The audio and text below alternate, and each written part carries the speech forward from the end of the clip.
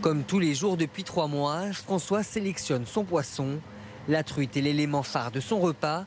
Un aliment qui, comme la carotte et le fenouil, est imposé par les Bocuse d'Or France.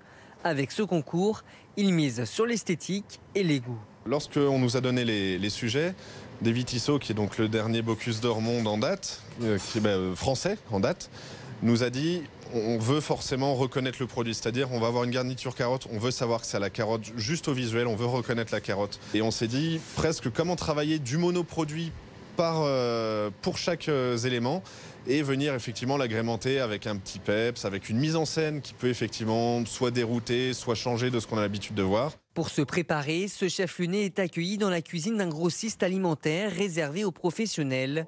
Sous les yeux de son coach et avec son commis, il teste des goûts. Voilà ce qu'on allait chercher hier chez Michael dans l'Aveyron. Aujourd'hui, ce sont des fleurs sauvages qui pourraient venir agrémenter leur plat.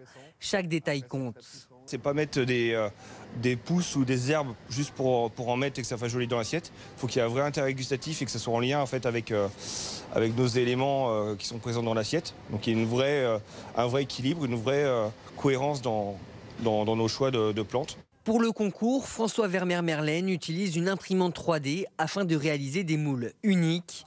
Entre innovation et tradition, le chef espère ainsi devenir le 3e Lyonnais d'affilée à représenter la France au Bocuse d'Or.